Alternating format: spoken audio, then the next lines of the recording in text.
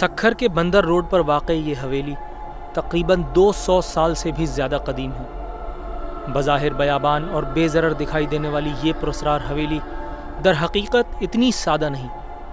खौफ व दहशत के साए में लिपटी इस हवेली के दरो दीवार अपनी पुरस्रारियत की मुंह बोलती दास्तान है। कहा जाता है कि तक़सीम हिंद से कबल यहाँ कुछ हिंदू घराने आबाद थे। क़याम पाकिस्तान के बाद यहाँ आबाद मुस्लिम घराने भी काफ़ी मुद्दत पहले यहाँ से नकल मकानी कर चुके हैं। इलाका मकीनों के मुताबिक ये हवेली दरअसल आसेब और चुड़ैलों का बसेरा है, जहाँ एक हिंदू औरत की रूह लोगों को हिरासा करने के लिए मौजूद है। यहाँ पे कुछ औरतें हैं, उसका नाम भी सुना है हमने, राधिका नाम की चुड़ैल औरत। होलिया ऐसा ही था जैसे बिल्कुल मासूम चेहरा था उनका, और वो कहती है, फ्लर्ट करती है कि शादी करो, कोई भी अच्छा लगता है लड़का उसको बोलती है शादी करो, उसके पीछे पड़े। कहते हैं रात के वक्त इस हवेली की चार दीवारी से शोर शराबे की आवाज़ें आती हैं, दरवाजे खिड़कियां बजने लगते हैं और खौफ के अमीक साए और भी गहरा रंग इख्तियार कर लेते हैं। यहाँ पे वाक़यात होते थे, कभी बच्चों को ये तंग करते थे, यही औरतों की तरह आते थे तंग करते थे, और कभी पत्थर गिरते थे, कभी कभी बाज़ों का ऐसे होता था कि सोते हुए बंदों को जगा देते थे शोर से। इन्हीं वजूहात के सबब रात तो दरकिनार, दिन में भी लोग यहाँ से गुजरने से एहतराज करते हैं।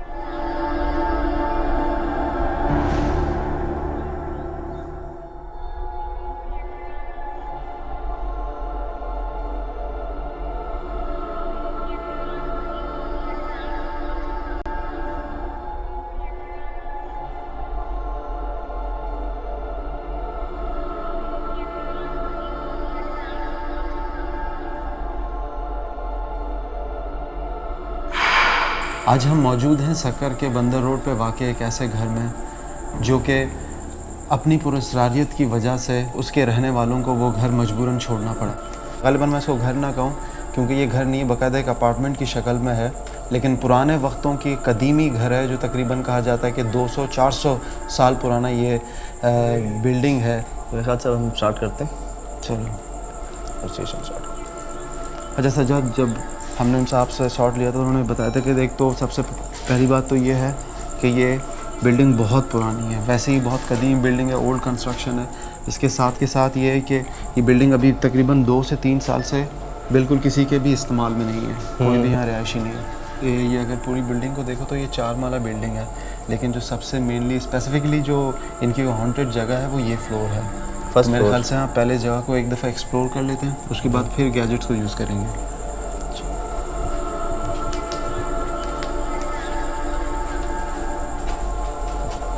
ये देख रहे हो सजाद, इससे अंदाज़ा हो रहा है कि ये बिल्कुल एक, ये दरवाज़ों को देखो, इन चीज़ों को देखो, बहुत कदीमी बिल्डिंग है ये।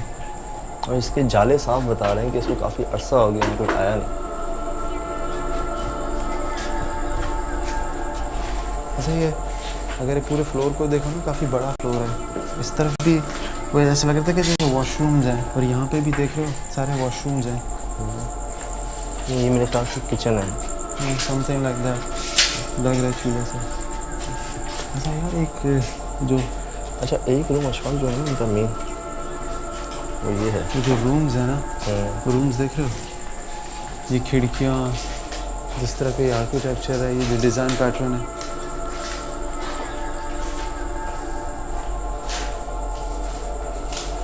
देखो इसको कितने अर्से से देखा है।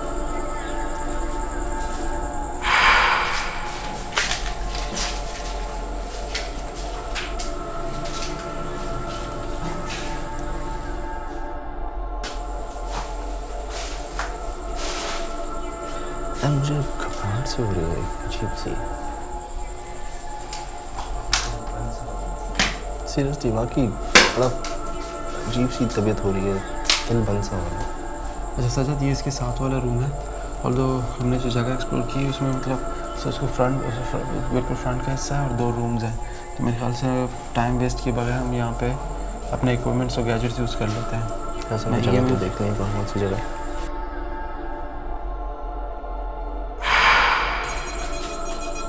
सजाद ये देखो, ये घर तकरीबन 2 से 3 साल से बंद है और ये देख रहे हो तुम, अब कम हो गई है। इलेक्ट्रोमैग्नेटिक फील्ड्स डिटेक्टर किसी भी जगह पर इलेक्ट्रोमैग्नेटिक फील्ड्स की मौजूदगी का पता लगाता है। अगर किसी जगह पर गैर मरई मखलूक़ात की मौजूदगी है तो वहाँ इलेक्ट्रोमैग्नेटिक फील्ड्स की मौजूदगी भी पाई जाती है। यह आला अमरीका और दीगर ममालिक में गोस्ट हंटिंग के लिए बहुत अहम माना जाता है। और ये तुम एक अजीब सी पंजेंट सी स्मेल फील कर रहे हो यहाँ पे। मैं वही कह रहा हूँ कि मैं कुछ अजीब सा फील किया है यहाँ पे तक। और कितना कॉन्स्टेंटली ये चीज़ देख रहे हो। Now it's gone. देख रहे हो दोबारा से ऐसा लग रहा है जैसे ये चीज़ पहले यहाँ पर थी और अब इस तरफ मूव कर रही है। ये देख रहे हो,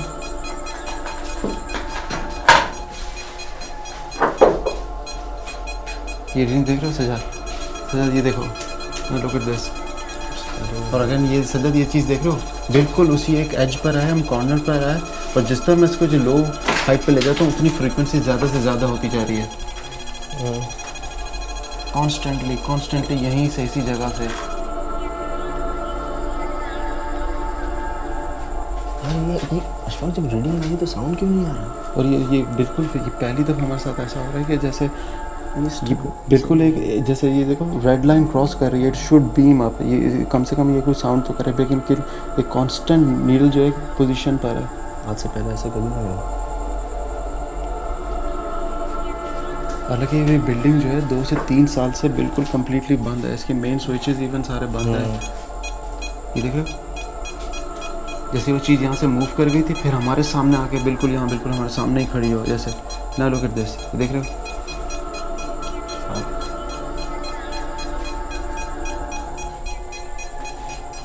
मेरे ख्याल से अशफाक ईवी पे निकालो, ईवी भी सेट करते हैं इसको यहीं पे। लेकिन मुझे इस तरफ चेक करने दो, हटने दो इस तरफ, लेकिन प्रॉपर्ली शो कर रहा है कि there is something, there is some kind of energy there. Now it's gone. जो ये बिल्डिंग थी इतने अरसे से बंद थी, वहाँ पे किसी किस्म की कोई इलेक्ट्रिसिटी का फ़्लो नहीं था, वहाँ पे इलेक्ट्रिसिटी बिल्कुल ही कट डाउन थी। तो वहाँ पे जब EMF हमने निकाला तो एक मखसूस जगह पे EMF की एक कांस्टेंट रीडिंग आ रही थी। अच्छा, एक अमेजिंग और एक सॉर्ट ऑफ डिफरेंट चीज़ जो इस दफ़ा हमारे साथ ये हुई कि नीडल जो है कॉन्स्टेंटली एक पॉइंट पे आके वो स्टक हो गई थी कि वहाँ पे वो रीडिंग शो कर रही थी कि वहाँ पे किसी किस्म की कोई चार्ज बॉडी कोई एंटिटी मौजूद है, लेकिन उसका जो बीप जो कॉन्स्टेंटली बजता है, नॉर्मल एक सर्टन लेवल को जब वो क्रॉस करता है तो उसकी बीप कॉन्स्टेंटली बजती रहती है, लेकिन वो बीप का बजना बंद हो गया था, लेकिन वो जो नीडल थी वो कॉन्स्टेंटली अपनी एक रीडिंग शो कर रही थी। ये एक ऐसी एग्जांपल थी जो हमें ज़मानत दे रही थी कि हाँ वो एक एंटिटी वो उस मखसूस एरिया में प्रिवेल कर रही है। क्या वो मजाक नहीं कर रहा है? मैं आपके हाँ, सामने मेरे बराबर में खड़ा होता है ये।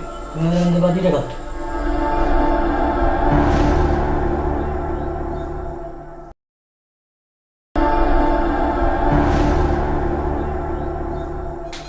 इस तरफ लेकिन प्रॉपर्ली शो कर रहा है कि there is something, there is some kind of energy there. Now it's gone.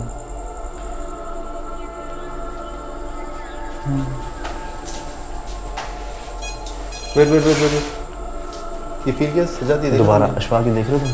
और ये देख रहे हो अपना हैंडी पीछे करो, अपना हैंडी पीछे करो, ये देख रहे हो और इंक्रीजिंग, नाउ इट्स इंक्रीजिंग। हालांकि नीडल पहले कांस्टेंट पोजीशन थी उसके बाद ये बीप बंद हो गया, देख रहे हो। और किसी किस्म की कोई इलेक्ट्रिकल वायरिंग यहाँ पर है नहीं, और ये वही चीज़ हो रही है जिसको मैं जितना नीचे ले जा रहा हूँ। Now what's this? Oh my God! यार मेरे सर में दर्द हो रहा है कि इन लोगों।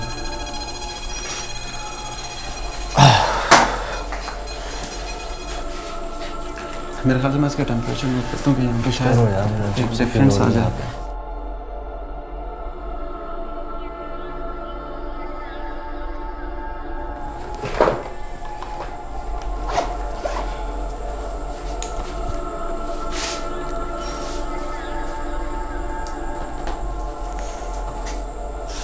मुझे पता है तुम्हें भी आवाज़ें आ रही है ना?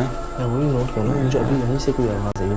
और यहाँ पे भी वही चीज़ है कि वही एक कॉर्नर एक एज आता है अब देखो ह्यूमिडिटी my लेवल God, देख रहे oh हो my किस तरह बढ़ रहा है। देख सकते हैं अब अभी ये 21 सेल्सियस का टेम्परेचर था, अब नाउ इट्स 33.8 सेल्सियस, और इतनी जल्दी टेम्परेचर चेंज नहीं होता। नाउ लुक एट दिस 34 तक रीच कर गया है, ये देख रहे हो। Now it's 34.5, देख रहे हो टेम्परेचर कितना इसका रेज हो रहा है, कितने जल्दी। EMF जब कहीं पे किसी किस्म की इंडिकेशन देती है, वो बात वैसे ही क्लियर हो जाती है कि किसी किस्म की कोई एंटिटी, कोई एनर्जी तो मौजूद है। अगर किसी किस्म मैग्नेटिक फील्ड अगर वहाँ पे दूसरी कोई मौजूद ना हो तो वो चीज़ वैसी जाहिर हो जाती है, क्लियर, और वो फर्स्ट एविडेंस होता है कि वहाँ पे कोई एंटिटी एनर्जी है। और जैसे अभी थर्मामीटर यूज़ किया, इसने भी वही 35.3 सेल्सियस। अब यही चीज़ आई है। थिंक विदिन अ मिनट, एक मिनट भी नहीं हुआ और ये 4 डिग्री सेंटीग्रेड अप हो गया। और ये ऐसी बात नहीं है कि ये कोई अजीब सी चीज़ हो रही है, वो जो एंटिटी है वो हमारे दरमियान, हमारे बीच ही मौजूद है। हम उसको क्लासीफाई या आइडेंटिफाई तो नहीं कर सकते। ये आवाज़ें जो धप धप की आ रही हैं, जैसे कोई भारी कदमों के साथ चल रहा हो ना। फिर क्या नहीं, आप टॉर्च पे रिसर्च हालांकि उस रूम में भी थे, यही इसी किस्म की आवाज़ें आ रही थी, और यहाँ पे भी आ रही है। काम नहीं कर रहा।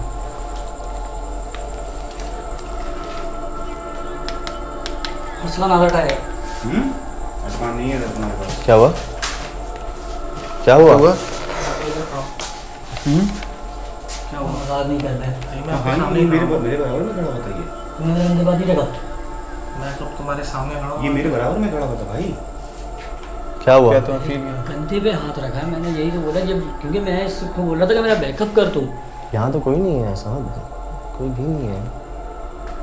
इसने मेरे कंधे पे बकायदा हाथ रखा है यार। वहाँ पे जब हम लोग एक पर्टिकुलर जगह पे जब पहुँचे तो मुझे ऐसा लगा कि अरसलान ने जो है मेरे कंधे पे हाथ रखा, तो जिसकी वजह से मेरा फ्रेम वगैरह भी हिल रहा था। तो मैंने एकदम झटक के कहा कि अरसलान यार हाथ हटाओ, लेकिन जब मैंने पलट के देखा तो वहाँ अदर कोई भी मौजूद नहीं था। अरसलान मौजूद नहीं था। अरसलान बल्कि मेरे लेफ़्ट की जगह वो राइट साइड पे मोहसिन भाई के बराबर में मौजूद था। तो मुझे खुद समझ में नहीं आ रहा था कि मैं क्या करूं, और मैं खुद सेटिस्फाई नहीं हो पा रहा था कि ये मेरे साथ एकदम हुआ क्या। बहुत देर से मेरे बराबर में। यही चीज़ें, मतलब अब सिंपली अगर हम जज करें और देखें तो यही चीज़ें वो चीज़ को बिल्कुल क्लैरिफाई कर देती हैं कि जिस एंटिटी को हम सर्च आउट कर रहे हैं, जिसके बारे में कुछ जानने की कोशिश कर रहे हैं, वो चीज़ आपको बिल्कुल प्रॉपर्ली एविडेंस दे देती हैं। हर तरह से कभी आपके गर्दन में पेन होगा, कभी आपके कंधों के अंदर भारी होगा। ये देख रहे हो, मैं आई मीन दिस इज कितना अमेजिंगली इसका टेम्परेचर देखो कितना राइज हो रहा है। जब हम लोगों ने स्टार्ट किया था 30 पे था, नाउ इट्स 35.8। मतलब इसमें कोई शक नहीं कि वो चीज़, वो एंटिटी बॉडी हमारे दरमियान मौजूद है। जैसे समत को उसको फील हुआ, वो समझा था कि शायद अरसलान ने उसको बैकअप करते वक्त तो हाथ रखा उसके पीछे, लेकिन अरसलान हालांकि वो दूसरी तरफ ही खड़ा था। और ये जो ट्रस्ट मी ना, मेरे यहाँ पे इतना पेन हो रहा है कि लिटरली मैं अभी सही से शायद बोल भी ना पा रहा हूँ। एंटर होते भी अजीब सा फील महसूस हुआ। क्या हुआ? क्या हुआ? क्या हुआ?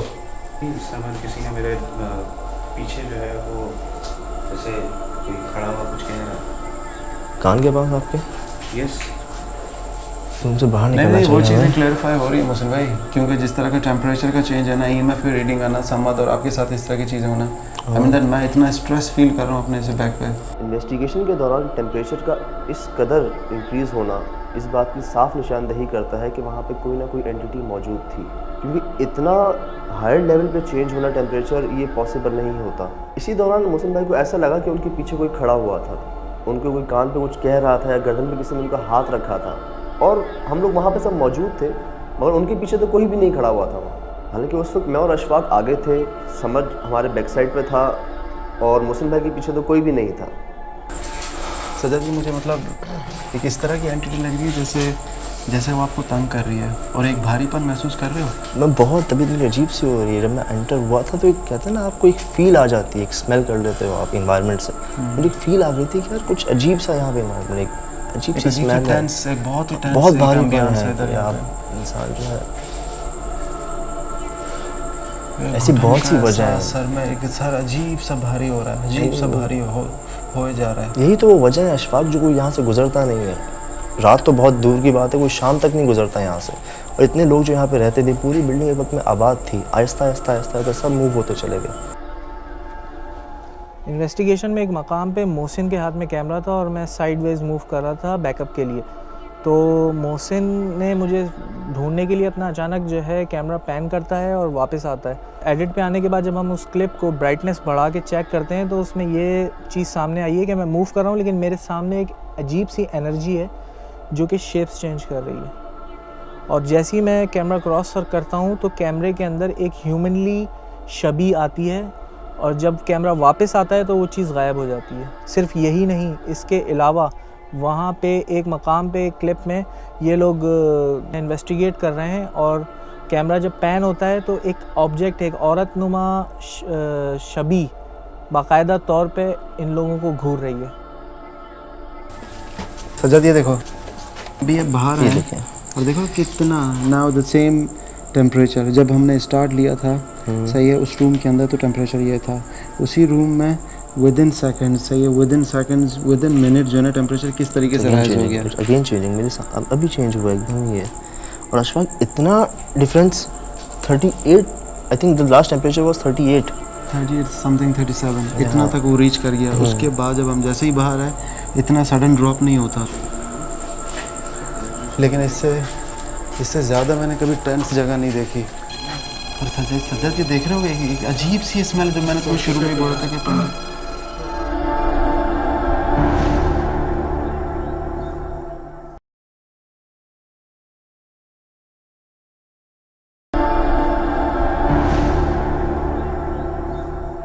अगर सजाद इस वाले फ्लोर को अगर मोस्ट हॉन्टेड जगह बोलते हैं तो उसमें कोई शक नहीं है।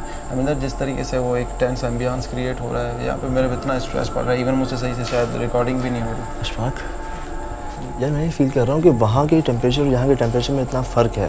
टेम्परेचर में तो हमें फ़र्क वाज़े साफ नज़र आ गया। अब तुम एक काम करो, अपना EMF निकालो और यहाँ भी ट्राई करो कि यहाँ रीडिंग का क्या रद्द-ए-अमल आता है। क्योंकि जब यहाँ पे टेम्परेचर का चेंज वाज़े है तो मेरे ख्याल से कुछ भी चेंज होना चाहिए। लेकिन ये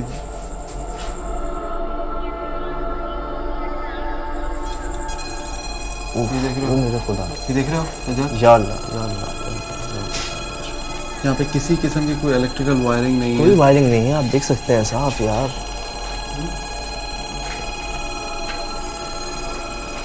जाहिर है यार साफ।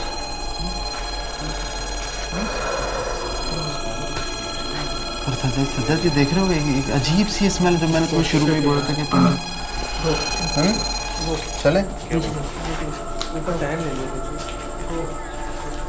आराम से देख के उतरना, बड़े वो हैं कैमरा हाथ में तुम्हारे, सही आराम से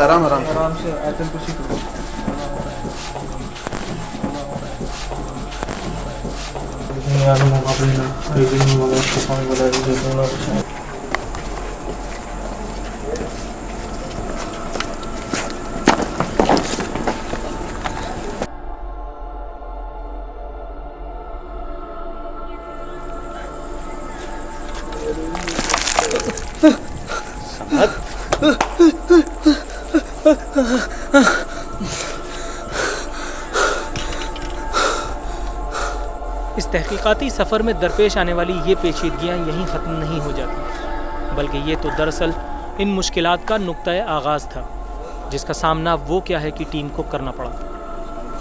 पानी लाओ यार, और पानी लाओ।